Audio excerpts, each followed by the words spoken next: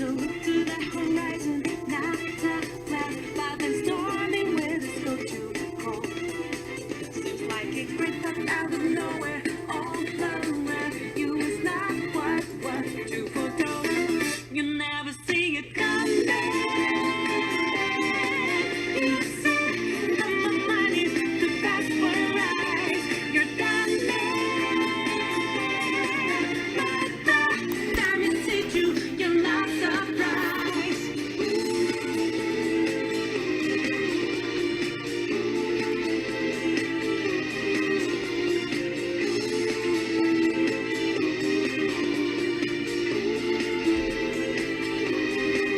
Good afternoon, good morning, good evening, and this is DSP News.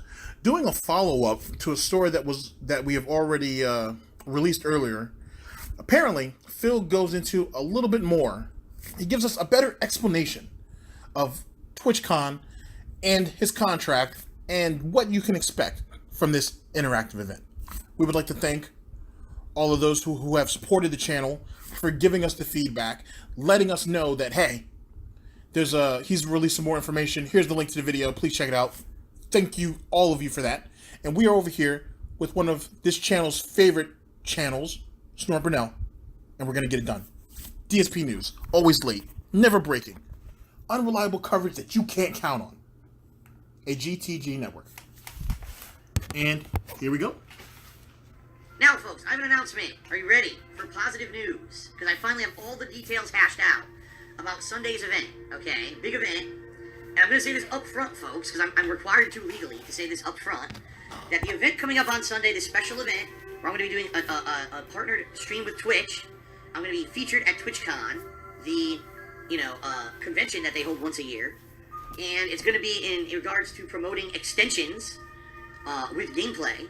Alright, I have to tell you up front that this is an advertisement, meaning I'm getting paid for this event on Sunday. Alright? Twitch loves me. Legally, I'm required to tell you that, because if I don't, and then I basically say great things about streaming with extensions, and I don't disclose that I'm getting paid for it, there's all kinds of legal problems there, alright? From a time slot of around 2:30 p.m. to 6 p.m. Pacific time, my live stream will be featured at TwitchCon, alright? Now, I'm not 100% clear if it's going to be at the Twitch booth, or if they're going to have it set up somewhere at the con, but I guess what they're trying to do is promote extensions with streaming, and they want to showcase what they can do, alright? So what they have provided to me is a game and an exclusive extension for that game, so that people who are watching my live stream at that period of time will be able to click on the stream, whether they're watching on PC or laptop, okay? And they'll be able to click on things on the overlay of the screen that this extension will provide as you watch the stream, and it'll directly affect the gameplay of the game. Okay? Pretty cool. And I'm excited to see how this works. Will it work? And by the way, I now have all the details hashed out of the game and how it's going to work, so I can tell you that right now. I'm going to be honest, don't get too excited. Alright, let me cut in for a minute. So, first off, thanks again for just for letting us know here at DSP News that he had laid out the follow-up, and for all of you guys who sent the link, very much appreciate it, because, I thought that was going to be the end of the news day, but in the world of DSP, no news can be overlooked. Alright, so he goes ahead and tells us that it's a paid advertisement. He gives us a disclosure, basically, and so what? That we all assumed that anyway, that he was going to be paid for it, and he was going to have to disclose that either way. No big deal. I would be interested in knowing how much Twitch is paying him for that, but either way. Also, since the part of the event that he'll be participating in is on Sunday, which is interesting because you would think a feature like this would be unveiled on maybe Saturday. I don't actually have the plans for Twitch, like the actual layout of the event day by day in front of me, but I would have thought they might want to have something like this on a Saturday, especially where they could maximize the amount of viewership, but that's just me. If Sunday is what they want to do, Sunday. If Sunday is what they want to do, then Sunday is what they want to do. The next thing is, he's going to be streaming from 2 to 6. 4 hours they're going to give this guy? Oh, man. Oh, man. That's a long time. That's a long time for the very interesting parties could show up and voice their opinion. Or is it? I don't know. I'm watching this on the fly with you guys. I'm not sure what's going to go on. In my first report, you guys already know and already understand the concerns that I had. But let's keep going. Since he's being so transparent with us, why ruin this moment? DSP News. It's not like some big AAA release or whatever. In fact, I was actually told directly by Twitch, they were like, this event is not to actually even promote the game. It has nothing to do with the game. It's to promote the extensions that work with the game, because Twitch wants to show off the future of streaming, basically. They want to show that in the future, viewers will be able to interact with the gamer, or the streamer, okay, in this method. Oh, that's the other thing. The fact that, he's like, oh, because I'm being paid for this, you know, and I'm saying such good things, he doesn't want it to come back on him. I get it. But the thing is, Phil, is you speak well of anything and everything that's working in your favor anyway. So, who cares? Like, you know what I'm saying? Like, you're known to kiss the ass of anything and anybody who treats you well, in the short term at least. Anyway, it doesn't matter. You know what I mean? Like, you were gonna praise them even if they didn't pay you because of the exposure. Now the question is, what does he actually think he'll get from this exposure? You guys already heard my feelings, but let's hear Phil's. All right. That being said, folks, the game will be a game that I have played before. All right. And this is going to be a unique and different way to interact with it, because when I played this game, honestly, most people complained because they said the previous way to interact with this game was basically destroying stream chat. Okay? So if you're not aware, it was earlier this year when I started doing these more interactive streams, and for one of these Twitch and Chill events, I was playing a game that was called... Wait a second, he says more interactive streams. You mean acknowledging the people that give you money? That's the only real interaction that we see, to be honest. Actually, now that I think about it, will he be able to accept donations live on stream while he's doing this? Huh, I didn't actually think about that. Because if the game works through the stream chat, well, how does... I'm sorry, I'm jumping ahead as usual. My bad. Oh, Kevin's back from vacation, he says hello. DSP News, let's continue. Choice Chamber. If you remember, this is a side-scrolling action platformer where the viewers would basically spam in stream chat commands of things that they wanted to see. Did they want to see better weapons? Did they want to see the enemies get bigger or smaller? Did they want to see, you know, a big giant fireball come across the screen and save my ass? Or did they want to make the game more difficult for me? Okay? So now, if you remember, the problem with that game was that to interact with it, you had to spam the stream chat with commands, and literally the entire time I played that game, the entire stream chat was just spammed commands. No one could really have a discussion or even comment on what was going on during the gameplay, because the entire chat was spam, spam, spam, spam, spam. Okay? Well, how would you expect them to if the game relies on the chat? Why would you expect there to be a competent conversation if it's directly linked to the chat? Like, if you have to spam commands to interact with the game, why would anybody expect to have a conversation anyway? To be honest with you, I don't know, man. Okay. So apparently, what's happened is the designers of that game worked with Twitch to try to make a version of the game that would not promote spam, so people could still have intelligent conversation in the stream chat and enjoy it just like a normal gameplay stream. Okay. So, yes, what's going to happen this Sunday is I'm going to be playing this special edition of Choice Chamber, designed specifically to work with on-screen extensions, okay? And I'm going to be doing it for about 3.5 hours when people will be clicking on the stream to do these interactions. You know, give them the sword, give them the boomerang, give them the what was the other one, the bow and arrow. Make the enemies bigger, make the enemies smaller, do the pogo jump, do the super jump, do this, do that, you know, all those different things. And I will, like I said, I will be featured at TwitchCon. I don't know where. I don't know if it's going to be at the Twitch booth or whatever, but what I've been told is that basically there's 3 different groups of people who can interact. There's the common stream viewer, alright? So if you're watching either on a laptop or a desktop computer, you'll be able to click on the stream, alright? And that'll be your interaction. Choice Chamber also has this function where people subscribe to my channel or resubscribe to my channel during the gameplay stream, that it actually gives me an actual, what do they call it? It's not a widget, it's like a little thing that shows up to help. Sometimes it'll shoot, sometimes it'll give me like a power-up. I can't exactly remember what it's called in the game. But yes, that is the deal, is that you can still interact if you're watching the stream and you're watching on mobile. If you sub to the channel during the time period that I'm playing the game, you can still contribute, okay? A gizmo. Thank you, Derek. It's called a gizmo. That's what it's called, a sub gizmo. So everyone can get in on it, but mobile players sadly cannot use the extension that we're testing on Sunday because it's not compatible with mobile yet, all right?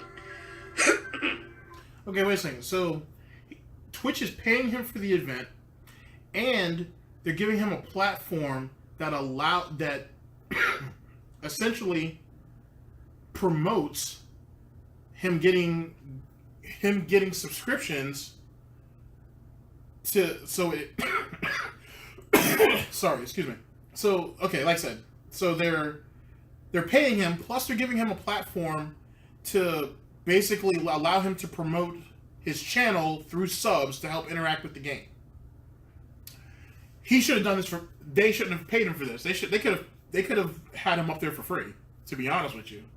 Especially if they lay out that the details of that before the stream. I wouldn't have paid him for this. That's unnecessary.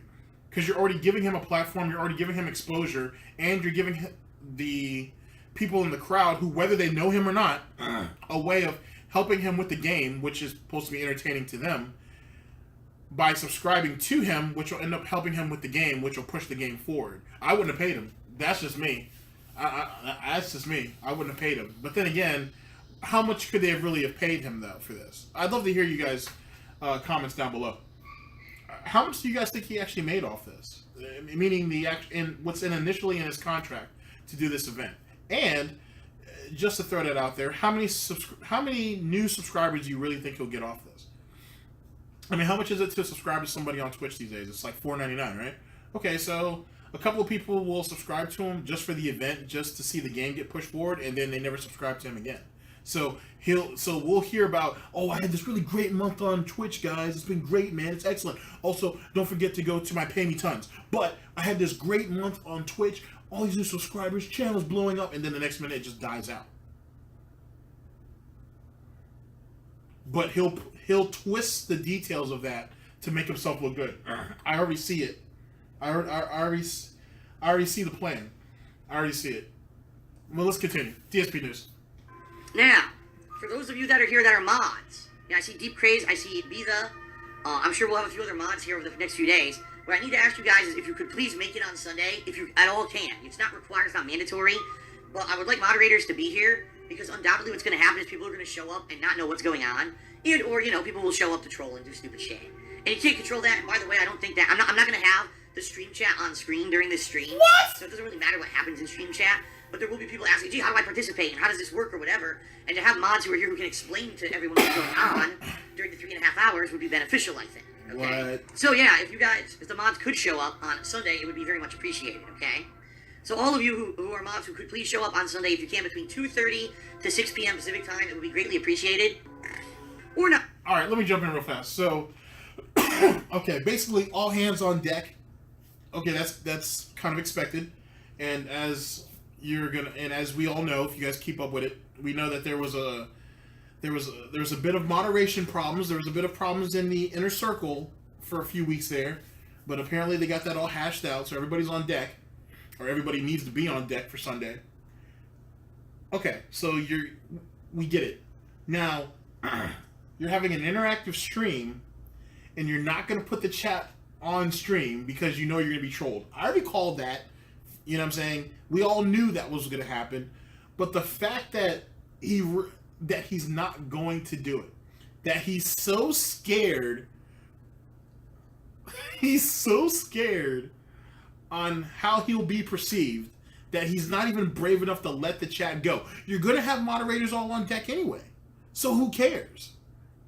Or is it that you don't want these new people to come in to see how toxic the chat is? You don't want people to see that, oh, this person timed out, this person timed out, this person banned, this person banned. You don't want a larger audience to see that. And that's why you need all the mods there. But you're going to take the chat off screen, just to make sure. Just to make sure that everybody can see Phil. Granted, I could have just let it go and you would have heard the snorts anyway.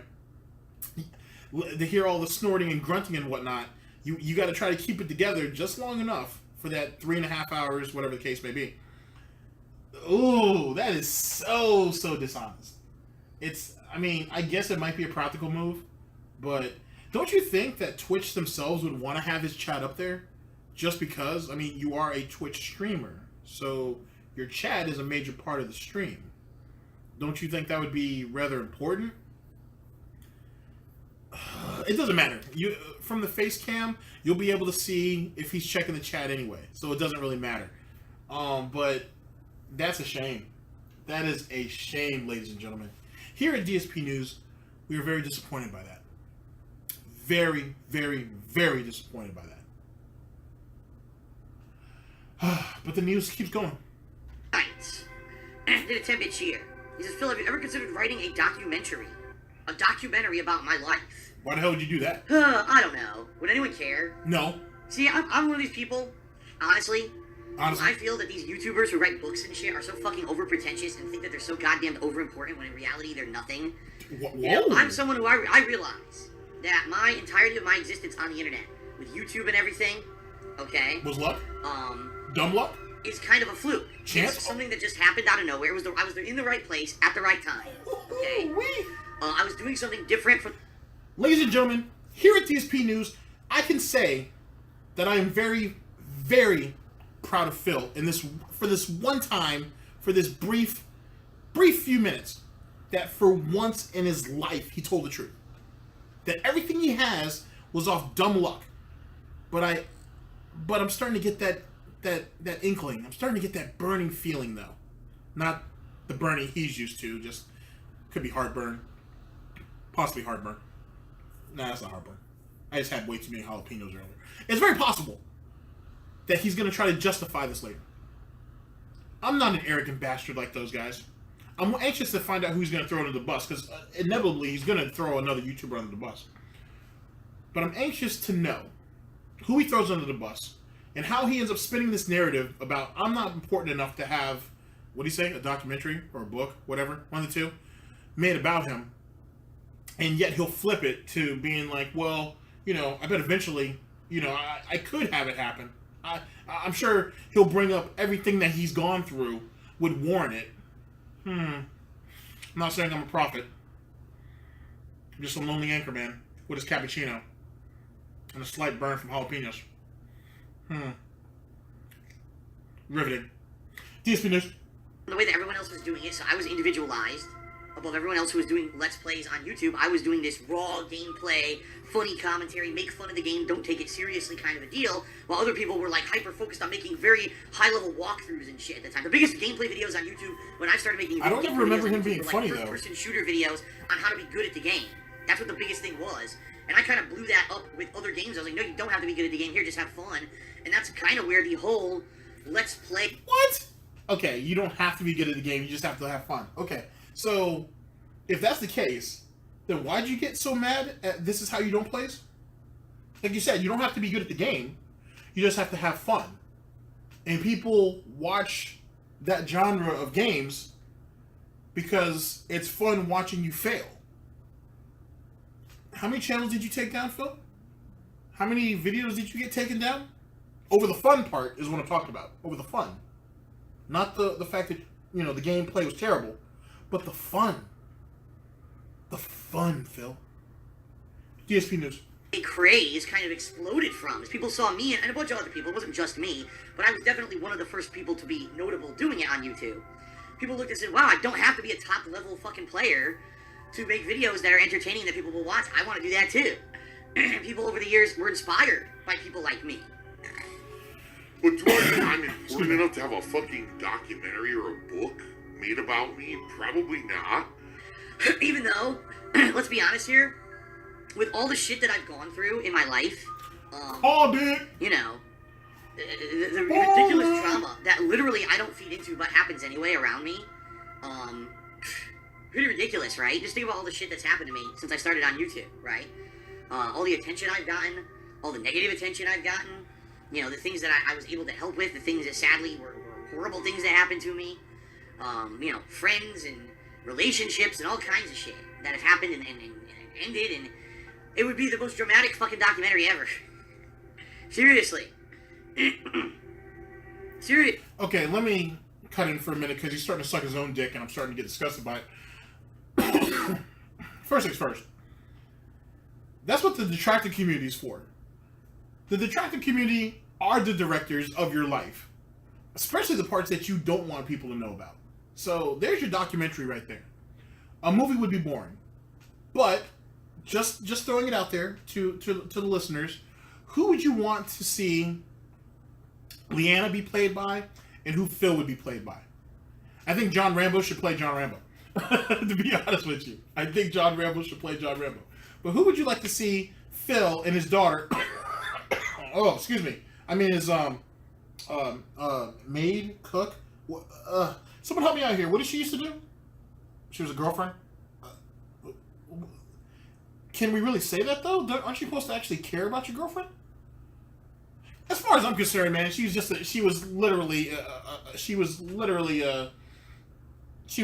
living maid. That's all I really thought she was, to be honest with you, sadly. But, who would you like to see Phil be played as?